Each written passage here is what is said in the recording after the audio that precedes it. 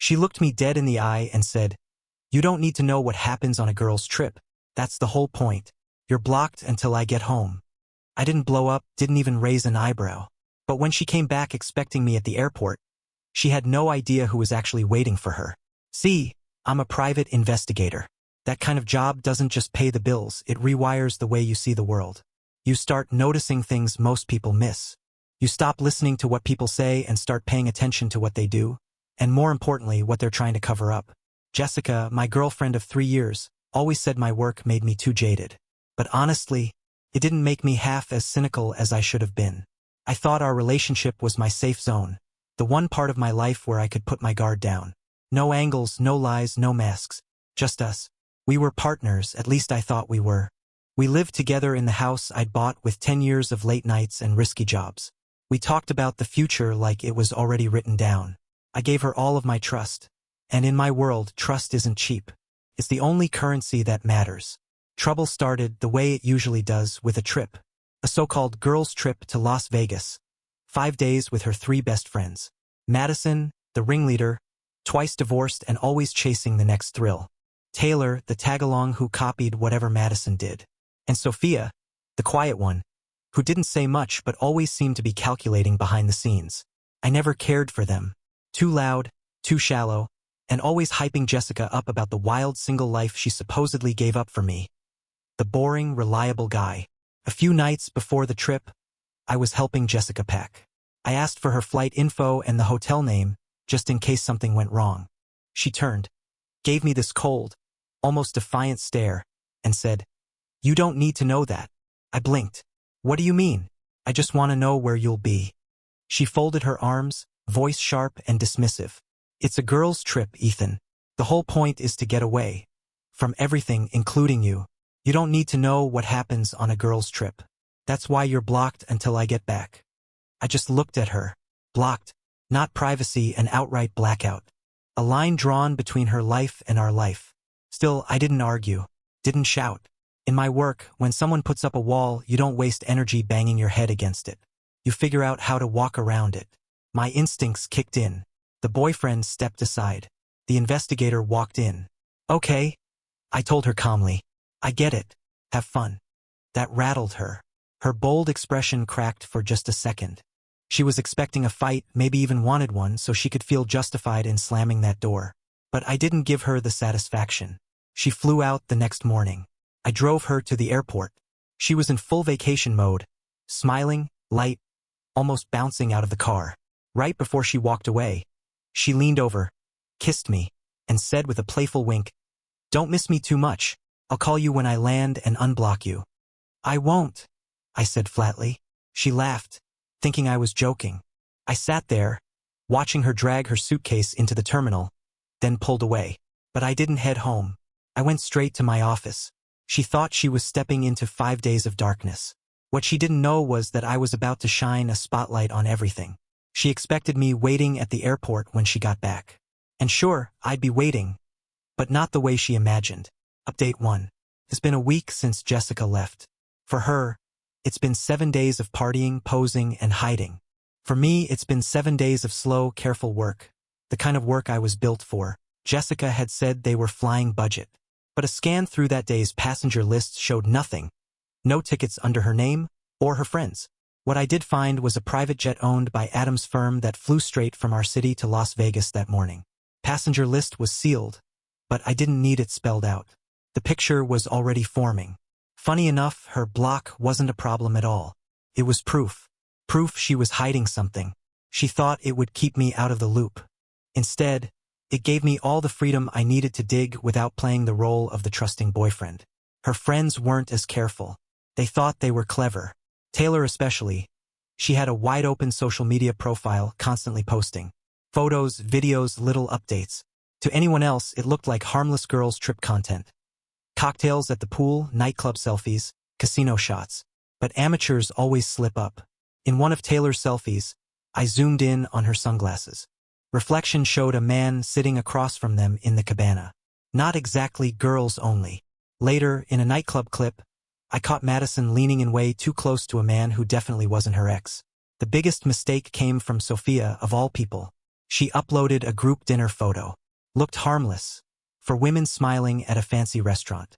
But behind them, hanging on the wall, was a massive abstract painting. Took me less than 5 minutes with a reverse image search. That painting was in the private dining room of a Bellagio high roller suite. And those suites, they aren't bookable by just anyone. They're for the casino's whales. I made some calls. I've got contacts in Vegas, people who owe me favors. One buddy in casino security confirmed it. The suite was registered to Nathan Brooks. He was hosting clients all week, and his guest list included 4 women. Jessica was one of them. This wasn't a girl's getaway. It was a bought and paid for party.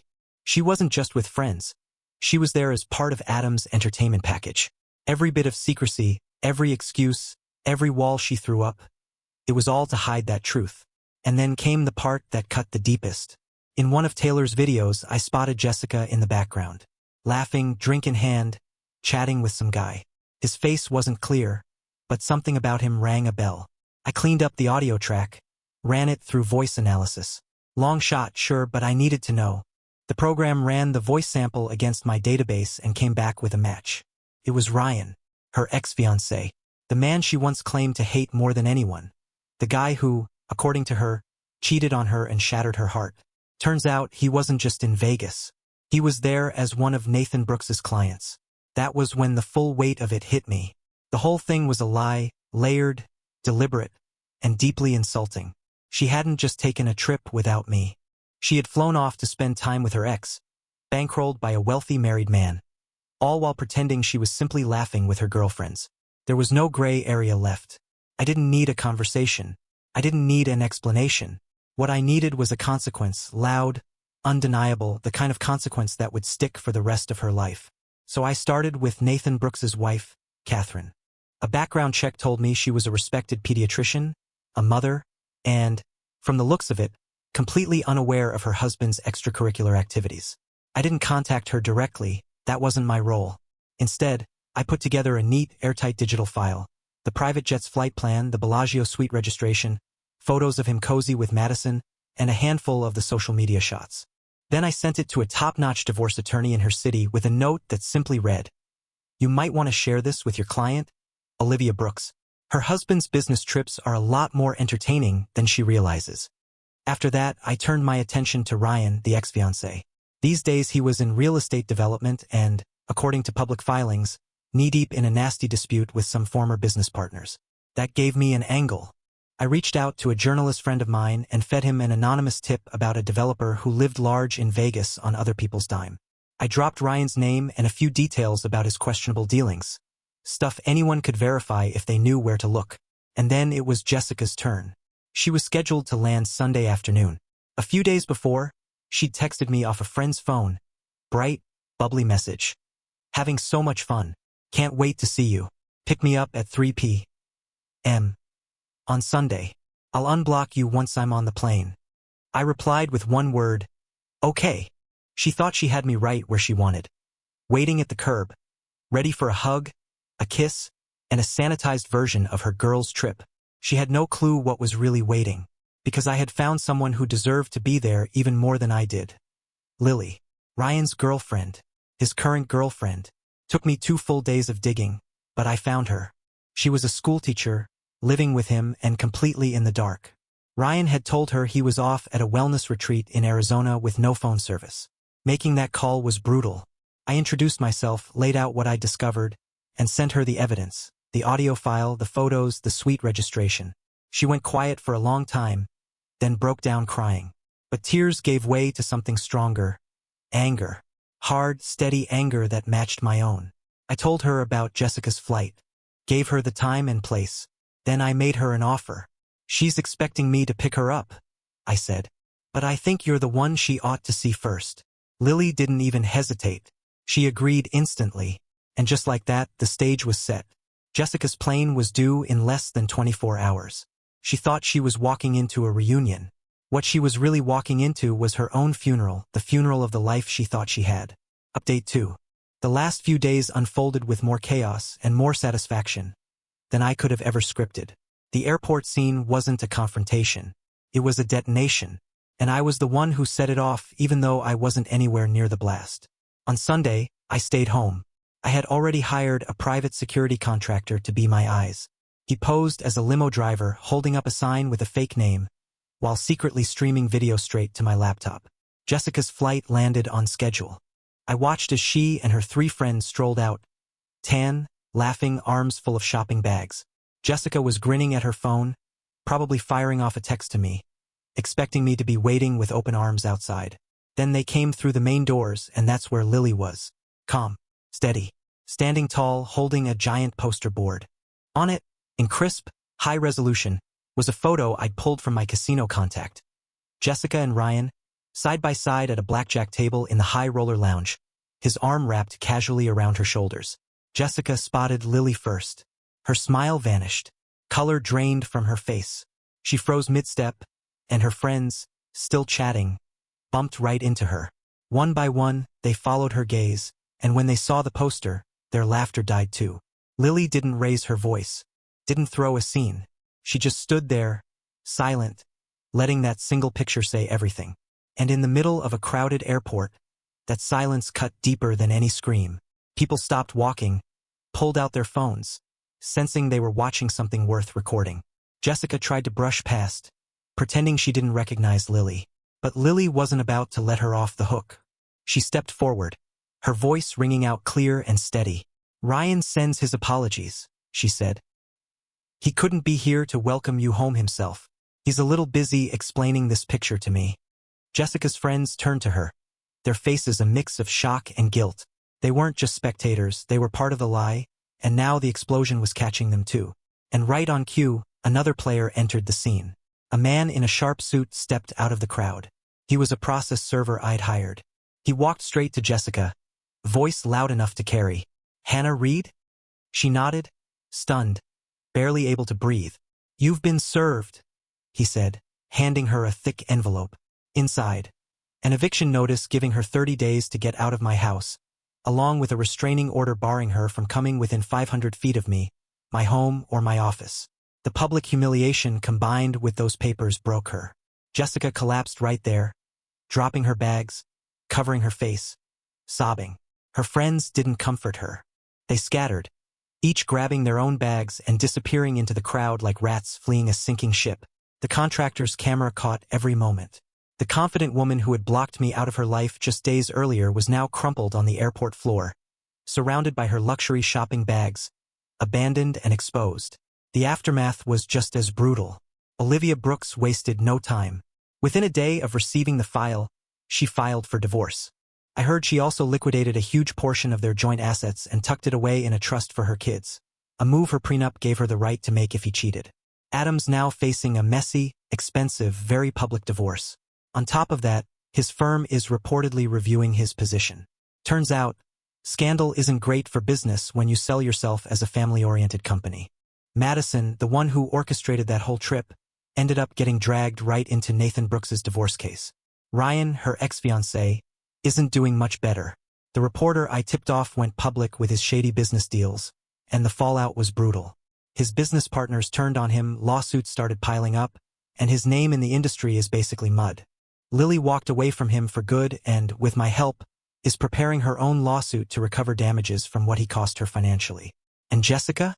Her life is rubble. She's got no boyfriend, no home, and even her so-called friends bailed on her. She had to call her parents to pick her up from the airport like a lost teenager. I can only picture that car ride. 30 years old, sitting in the back seat, moving back into her childhood home because she's burned everything else down. Now she's stuck in their spare room, starting over from absolute zero. She's tried to reach me, of course. Burner phones, new email accounts, every trick in the book. I never once responded. My lawyer reminded her, in writing, that the restraining order still stands. Even her friends made half-hearted attempts to clear things up, each claiming Jessica had lied to them, that they didn't know the full story. I ignored them all. They're irrelevant. That first week after she came back, I cut every tie, hired movers to box her things and shipped them straight to her parents' house, changed my phone number, scrubbed my social media. To her, I no longer exist. To the world she still lives in, I'm a ghost. She thought this was some kind of game. Thought she could have the security of what I gave her and the thrill of sneaking around behind my back. What she never understood is that I don't play games. My world is made of evidence, facts, and consequences. She gave me 5 days of silence. I gave her silence for life. 6 months have passed since that airport scene. The dust hasn't just settled. It's been cleared away entirely. I'm writing this last update not to brag, but to close the chapter and lay out how the noise finally turned into quiet. At first, when the revenge high wore off, I was left feeling empty. I'd won, but it didn't feel like victory. I realized I'd spent so long scanning for lies that I'd forgotten how to look for the good in people. Lily helped me rediscover that. After the airport, we kept in touch. 2 people hurt by the same betrayal, finding some odd comfort in shared scars. Coffee turned into dinner. Conversations shifted from what we'd been through to who we were. Our work, our families, our hopes. In that space, I saw the real Lily. Smart, kind, funny, resilient. We're dating now. Slowly, carefully, with total honesty. It's the most genuine thing I've had in my life. Meanwhile, the others got what they had coming. Adam's divorce was finalized. Ugly doesn't begin to cover it. Catherine, armed with the evidence I'd handed her, walked away with everything the law said she could claim. Adam lost his house, a huge chunk of his money, and his cushy job at the investment firm. His reputation, gone. Madison's become a pariah. The wealthy crowd she used to mingle with now sees her as nothing but a risk. Ryan's troubles only got deeper. That article triggered an official investigation, lawsuits stacked higher, and now he's staring down possible criminal charges. His world collapsed. And Jessica, her ending is quieter, but maybe the most tragic. She spent months living with her parents before finally landing a modest job and moving into a small apartment. She's trying to rebuild, but she's doing it completely alone. The friends who once cheered her on never came back. Her name never recovered. 2 months ago, I got one last message from her, a handwritten letter, forwarded by my lawyer. It wasn't excuses. It wasn't begging for another chance. It was a flat-out apology. She admitted the airport humiliation was the lowest moment of her life, but also the first time she truly saw herself for who she was. Someone who chased attention instead of valuing real love. She wrote that she's in therapy now, trying to become someone she could actually be proud of. She didn't ask for forgiveness, just wanted me to know she was sorry. Reading it, I didn't feel anger anymore. I didn't feel satisfaction either. What I felt was closure. I believed her words were sincere, but I also knew some things break in ways that can't be fixed. For me, this was never just about revenge. It was about tearing away the masks from people who lived in illusions, forcing them into a spotlight where truth couldn't be denied. That airport wasn't just an arrival gate, it was a stage. And on that stage, every mask fell. What was left underneath was ugly, but real. These days, I don't think about them. My life is full.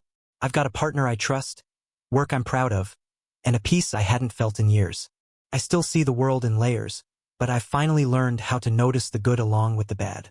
Jessica thought she could shut me out for 5 days. She had no idea that those 5 days gave me the chance to build a wall. One that keeps her chaos out for good. And behind that wall, everything is calm. Everything is safe.